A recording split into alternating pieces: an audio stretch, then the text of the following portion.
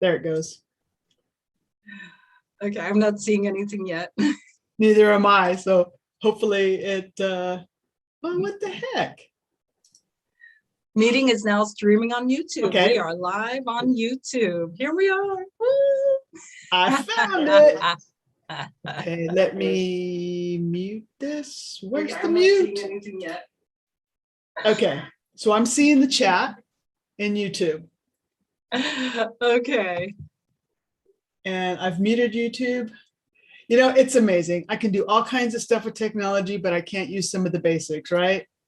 I hear you. Okay, well, I'm so happy to be live on YouTube. And for anyone watching, I am not doing anything on Facebook anymore. If you want to see more of this, our free videos will be here on YouTube, and in a moment we'll show you our new membership site on Patreon, which I am super excited about. But before we get into that, while people are joining us, Kim, I have found some wonderful psychic mediums here in Florida. Excellent. So, I know. Mitzi! And Mitzi the dog is barking. Just a second.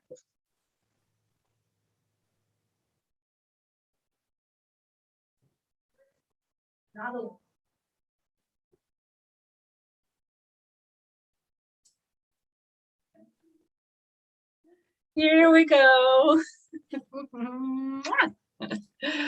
All right.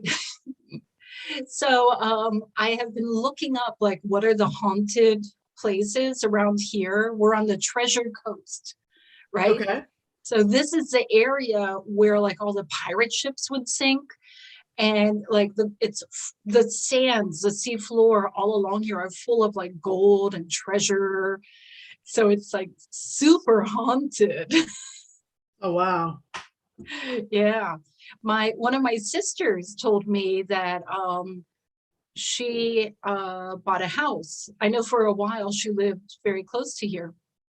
She and her husband bought a house just down the road from our parents. And she said all these strange things were happening. You know, you walk in the room, get chills. They were hearing voices when she and her husband are alone in the house and they're in the room. They're hearing voices in another room. Things are moving around, you know, all kinds of stuff like that. Lo and behold, the house was haunted, but they had it cleared. They had it cleaned. And as soon as it was cleaned, you know, everything went away. Of course. Yeah. But so I'm getting in touch while I'm down here in Florida. I'm getting in touch with some mediums and, you know, see who wants to hang out in a cemetery with me. Are you anywhere near, how far is Key West from where you're at? Because there's a good stone cemetery down yonder. No, there's plenty here on the Treasure Coast. We're halfway along the eastern coast on the shoreline. Yeah.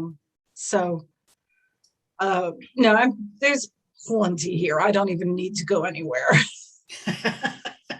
There's entire museums devoted to all the treasure from the shipwrecks. And they're saying they've only found a portion of the shipwrecks. Wow. So, yeah. Yeah. So it's really rich in history. I mean, between the ships, the pirates, you know, England and Spain and everybody else coming up over there, the French. Yeah, it's incredible, the stuff that's there. Yeah, no, it's all here. And of course, they have graveyards that go back to, you know, like the 1500s. Yes, they do. So it's I'll right here where I am. So I'm hooking up with the psychic mediums around here, and we'll see, you know, what kind of fun we can come up with. So everyone who's watching, Kim and I, we are both psychic intuitives, and we see a lot of things that, you know, are not quite physical. And because of that, energetically, we seem to attract this stuff to us wherever we go. So we're in a couple of months, I'll be back in Virginia, and Kim and I will explore some haunted houses together. And, the first thing we're going to do is go to an old military fort that I'm researching, and I've been talking with historians and psychics about things that have happened there. But while I'm here in Florida, I was just complaining to Kim, it's too hot here. I'm swimming every day. Yeah. Staying at this beautiful beach house. I'm crying so while I'm for here, you. I know. But you all, Kim normally teaches things like time bending and how to travel through crystals. And I normally channel the librarians of the Akashic Records. I'm an open channel, so, Archangel Michael, Jesus, Native Americans and Aborigine spirits like Mother Mary. I have channeled Father Joseph. I've channeled a lot, usually the librarians of the Akashic Records, but that's what we usually do. But Kim and I both have passions for, hanging out with ghosts at Things my that go wellness bump. center. Yeah. Yeah. I mean, there were ghosts and spirits at my wellness center all the time. I saw. Yeah. So we wanted to share this side of our lives with you. I'm going to show you, before we get onto our program, our new Patreon page. And let's see. Here we go. No, that's not it. Here we go. That's my YouTube channel. I don't even know where I'm at. Sorry, everyone. Here we go. Paranormal Revolution with Bonita and Kim, the Ghost Gals. So if you go to Patreon and check us out, Paranormal Revolution, we have all of our information here, and you can sign up. I already have a bunch of blog posts. We have different membership levels. If you join, become a paranormal predator, and I'm open to better names if anyone knows one. If you join, you will be able to join with us on January 3rd, where we have a live Q&A session with ghosts. We'll have one or two certified psychic mediums joining us. It will be live streamed, and we're going to actually talk with ghosts and ask them whatever questions you have and hear whatever they have to say. We are always so scared, like ghosts, running away from ghosts.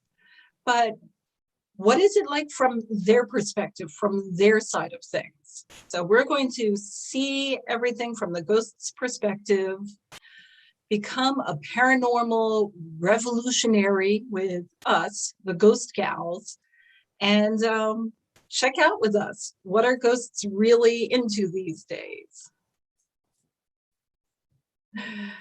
So for today, Kim and I agree, we have some nice people joining us. Hello.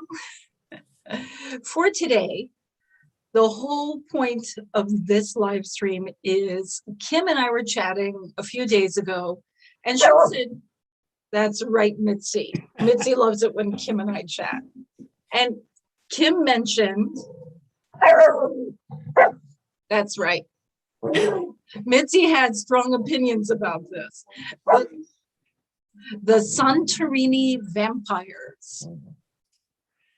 And Yeah. It's okay. They're not coming. I promise. Yeah. So I went to Santorini a few years ago, and thinking it's this beautiful place, the sunset, the wine, the seafood and everything. And part of the tour, they were talking about it was considered the island of the dead, where they knew the vampires lived, and the vampires hunter lived. So if you needed to hunt down vampires, you would go there and talk to them and buy whatever wares they had for sale, right? To hunt them down or to do it yourself, right? Because you could hire them out at the time. So on the island of Santorini, which is off, I released Mitzi, she's out marking it somewhere. On the island of Santorini, they're hunting vampires. Yes, and if you thought you had a vampire on, let's say, one of the other islands, or maybe in Athens, you would go there to talk to them and either hire them out or buy whatever to go back and hunt, the vampire yourself. They supposedly had renowned vampire hunters that lived there because supposedly that's where they went, right? That's where they kind of were born and made more vampires. Wait, so the vampires hang out on the island of Santorini. That was the lore, yeah. And then the vampire hunters lived there too and hunted them. Wow. Yeah, that's what I said. I was like, they're all dead, right? I am just imagining going into their house and you have all these vampire heads stuffed and mounted on all the walls. Right? Or, yeah. My great grandfather caught that one. Yeah, it was Father Francis Richard who spread some of the vampire tales back in the 1700s. So, and it's you don't really hear about it anywhere else. You hear about the other famous vampires, like the one for Vlad who, used to impale people. Vlad. Yeah. So you hear more of that than Santorini, because that one was a little bit later also in history time. So more things were documented and, that kind of stuff, where the Santorini one was more word of mouth. But because of the volcanoes and stuff, you had some of the open areas down below that got very cold.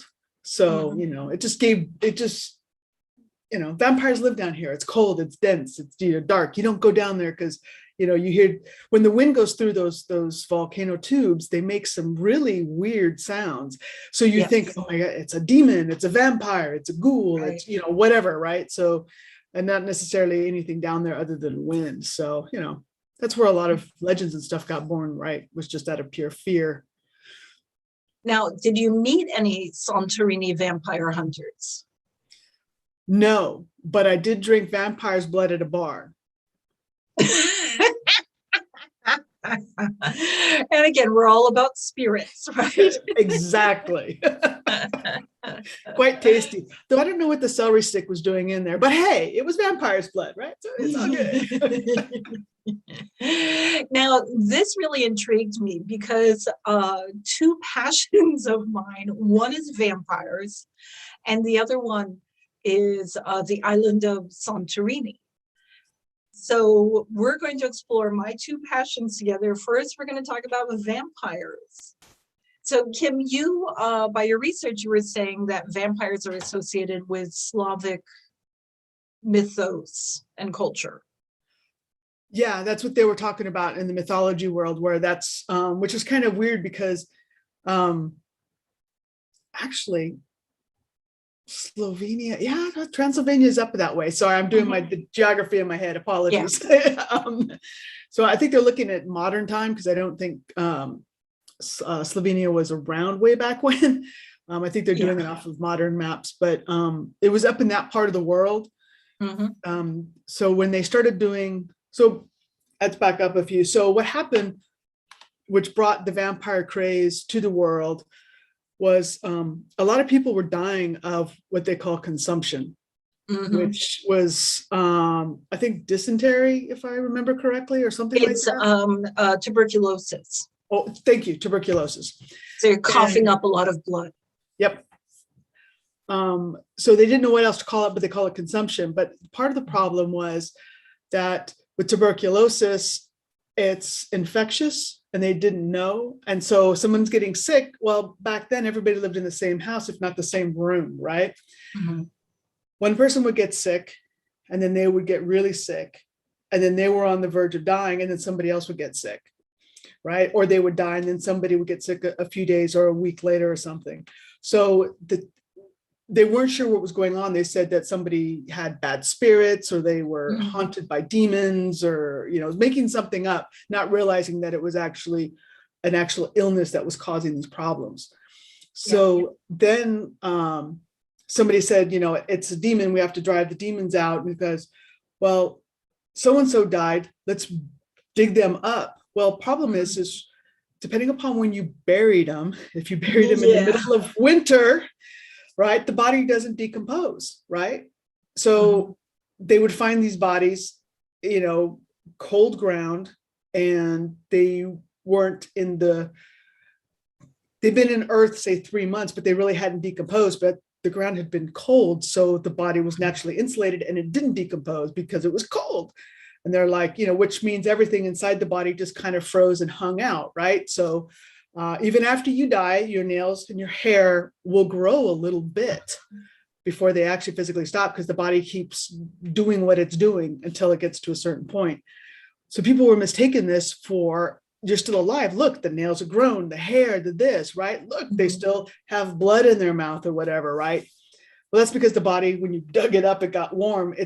The fluids started melting. I don't know how to put it. So they mistook it. And then they said, oh, this must be, the vampire thing. And I'm not exactly where they got vampire as far as, blood-sucking corpse kind of a thing. That I'm still looking for. Oh, I know. Oh, what is it? Okay. Well, I will say in the whole burial thing that you mentioned, one of the other issues is now when people die, they do autopsies, they make sure they look at what's the cause of death. Can we harvest any organs, or the person's cremated or whatnot. Right.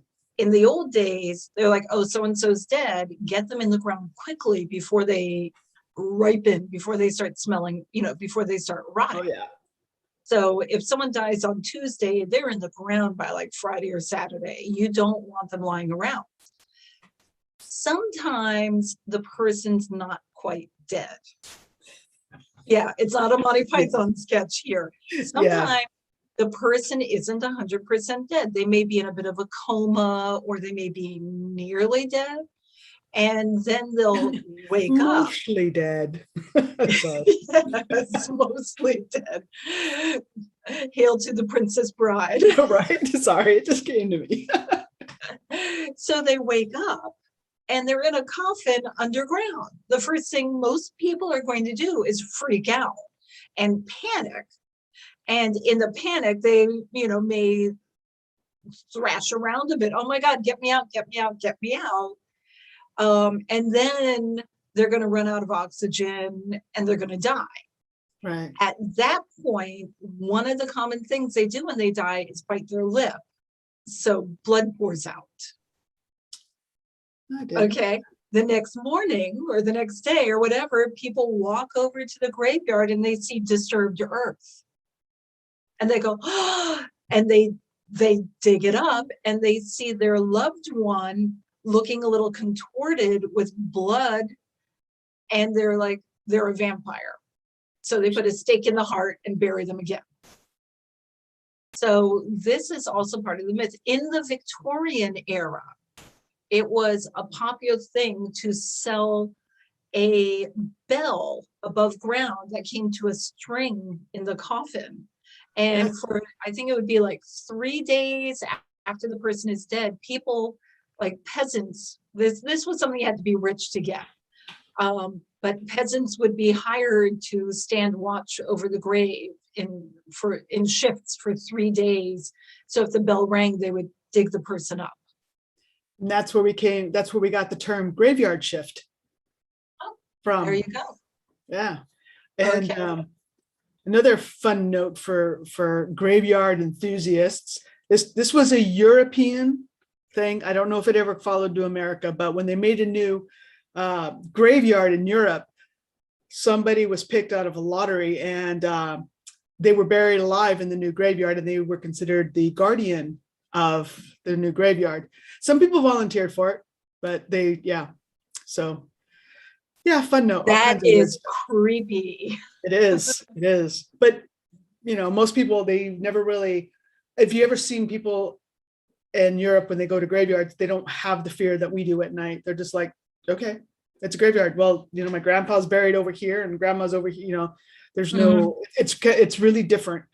Their views on graveyards and spirits and stuff. So anyways, so coming back around to vampires. Sorry, it's like a little more. Right, so I did want to mention some of the other global histories behind vampire. Because you said when you looked it up online, and I also looked, they kept saying Slavic. Vampirism is a global thing. Because Yeah. keep in mind, people have been buried alive all over the world. This is nothing new.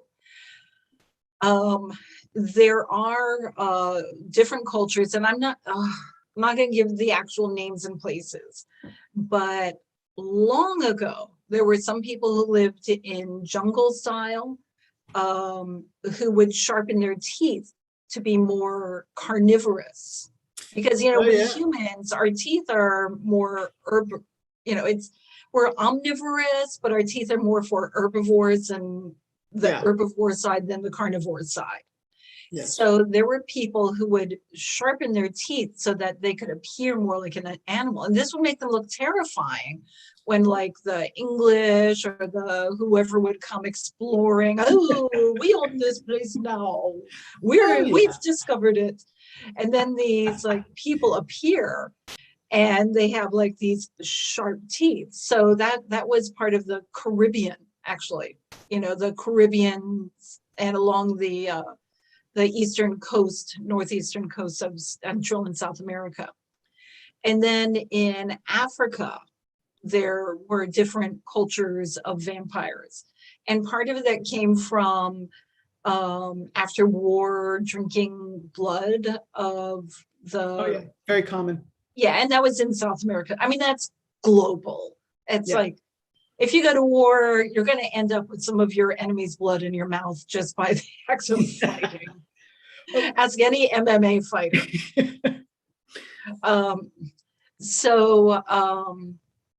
There were some cultures where when they went to war, the point of it was not for us to kill as many of you as we can, or you to kill as many of us as we can. It was there would be more posturing and combat and stuff, but the goal was not death.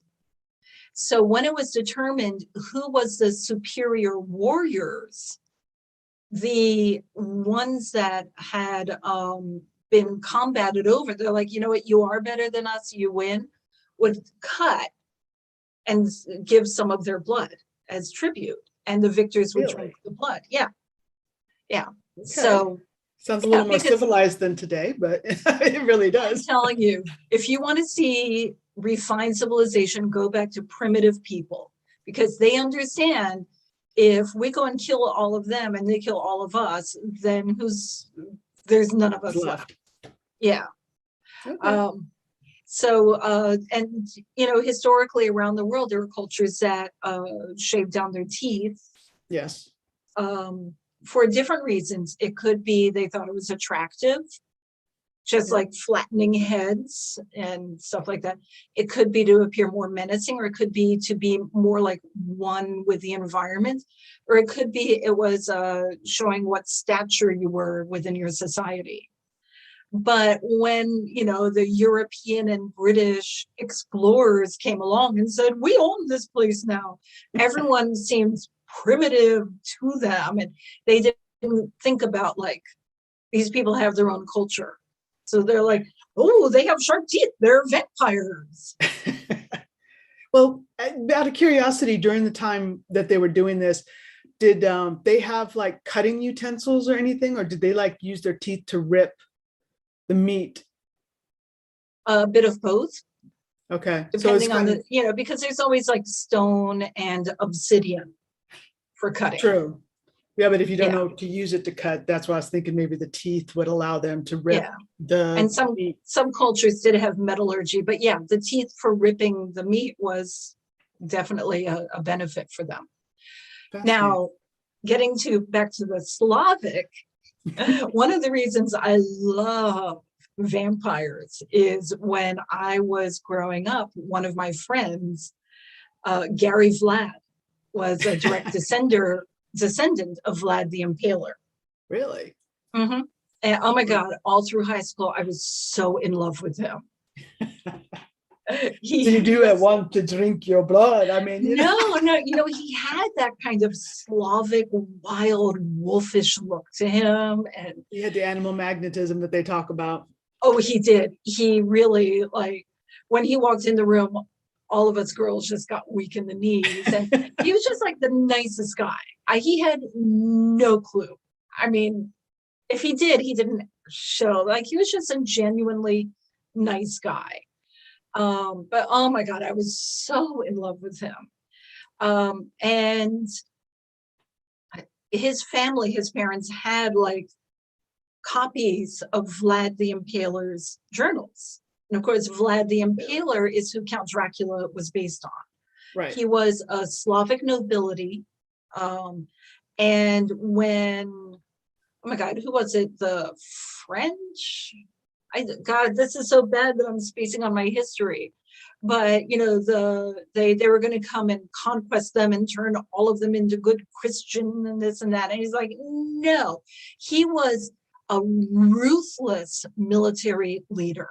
He did tactics that were just like impaling people upside down while they're still alive. The thing is, yeah, like now to his people, he was beloved. He was a very good, noble leader. He was super smart, super well educated, and really into the occult and mythology and stuff like that. Also really scientific. Like he knew how to impale someone without killing them. Upside down. Yeah. So the Count Dracula mythology was created on this very real man who is a fascinating, complicated, brilliant man and a brilliant strategist and military leader whose people did very well, you know, compared to other places. Like, you know, a peasant's a peasant, but maybe his had less complaints.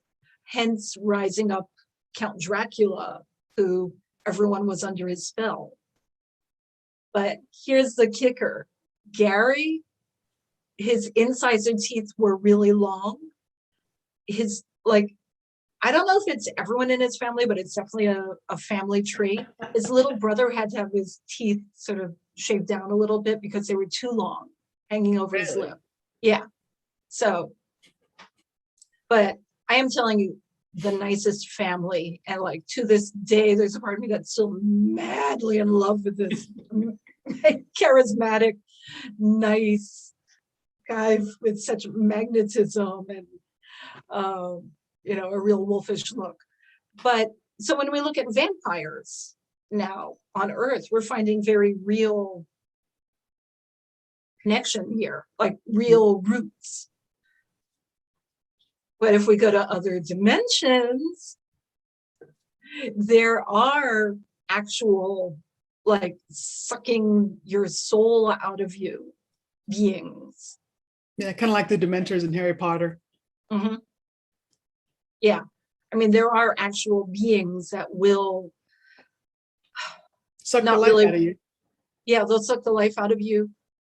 They will, you know, of course, there are like people who, you know, have been injured by non-physical beings, even though like, I think 95 or 98% of the non-physical beings on our planet are friendly or just ignore us.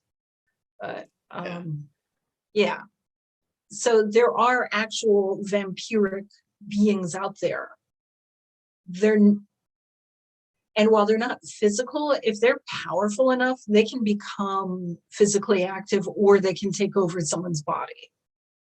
I don't know.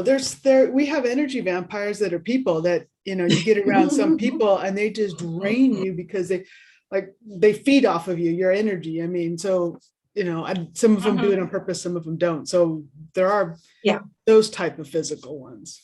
I've met a few of those. Absolutely. Get around them, you're just like, okay, stop, I got to go home, I'm tired. You know. Exactly. Now, when we're talking about Santorini, I got really excited because it's not just vampires that are my passion.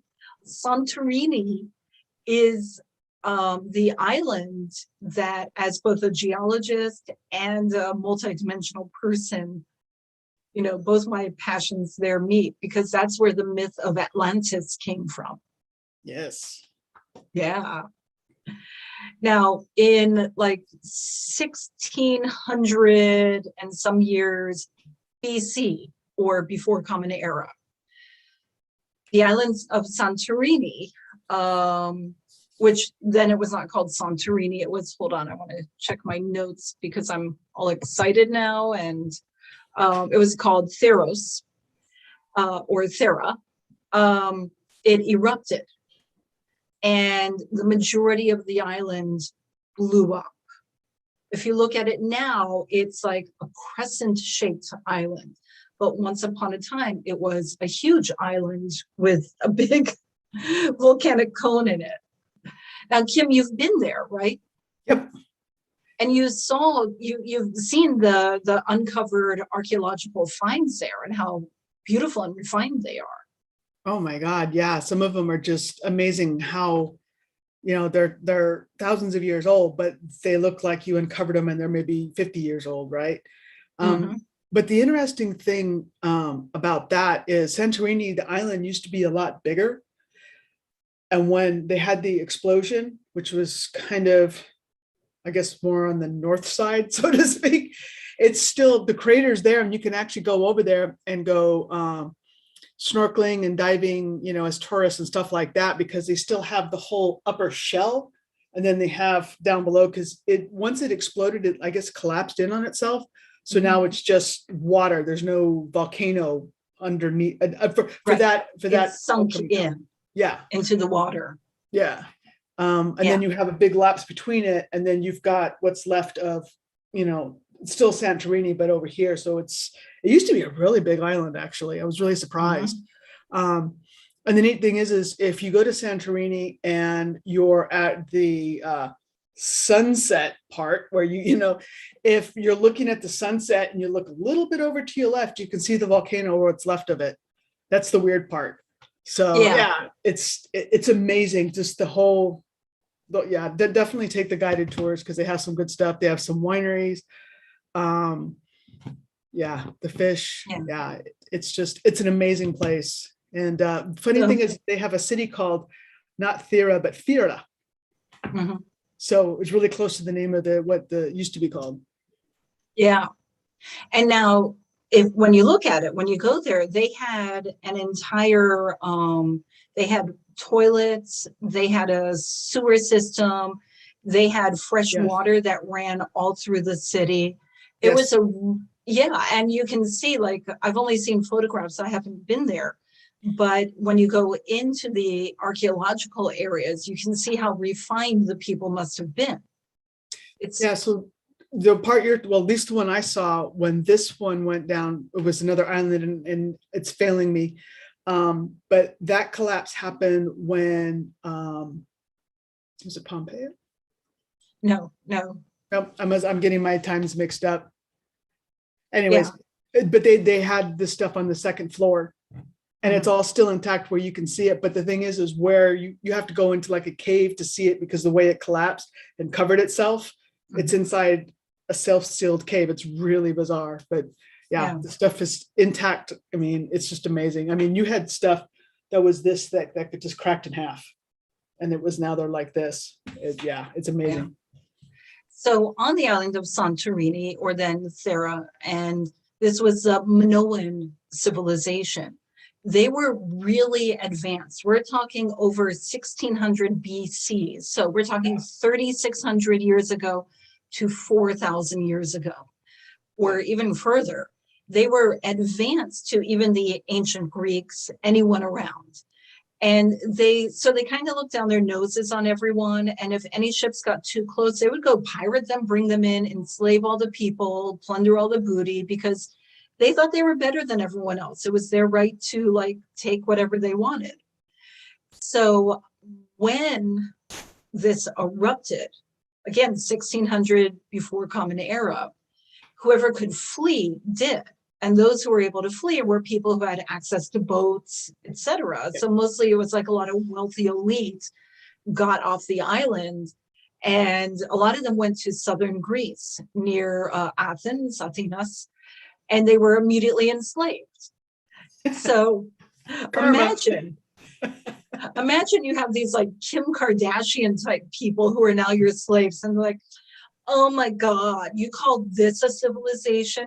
In our civilization, we have this, we have that. Oh my God, you're cracking my nails. So they boasted about how amazing everything was. And as you know, when the big fish story, their boasts became, more and more.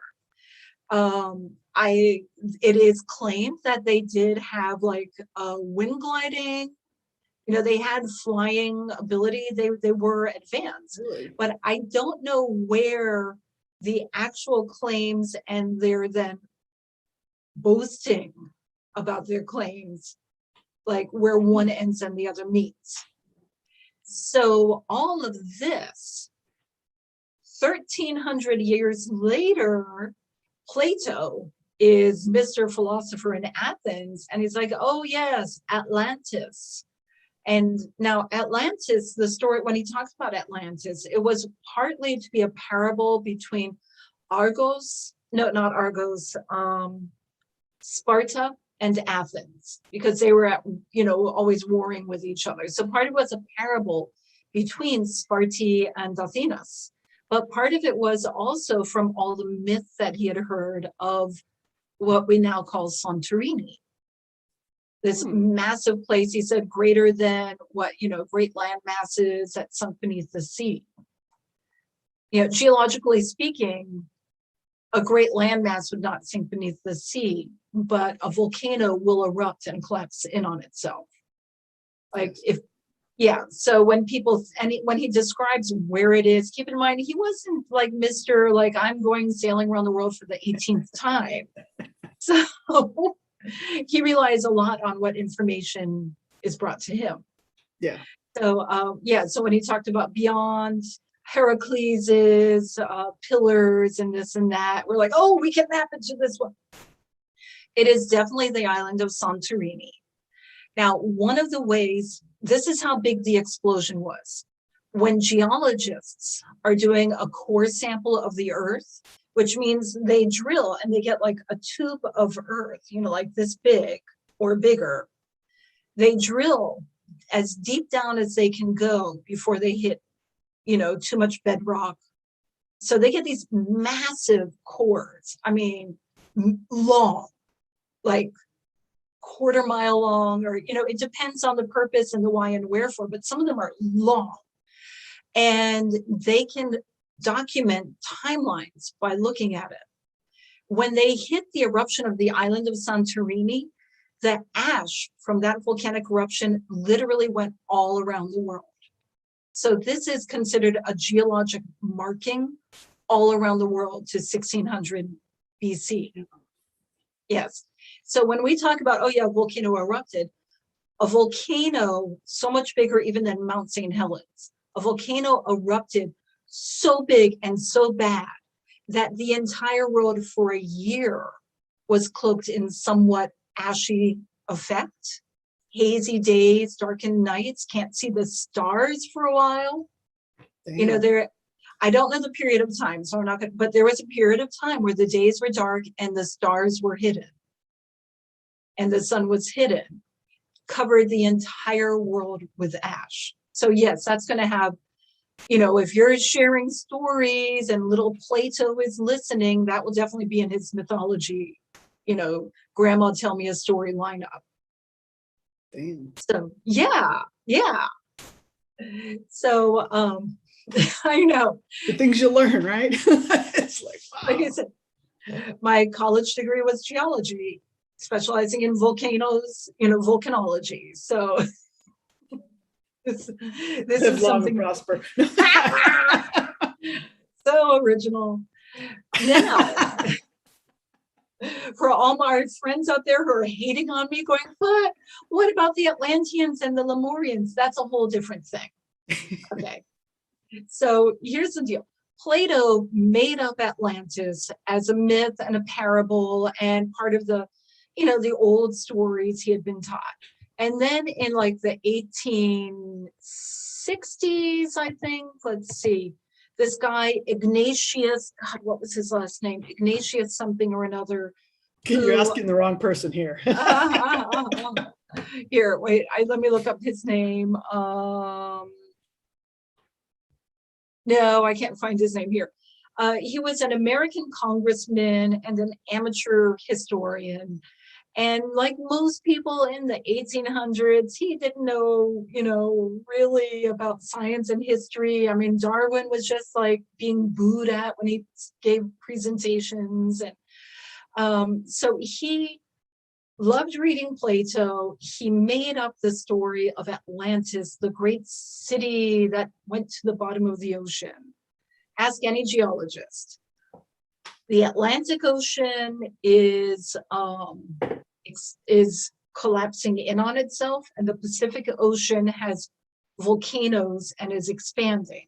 So we have global, plate tectonics, but there's no major landmass the size of, what did they see? He said the size of like Asia that would just sink to the bottom. That's just geologically not possible.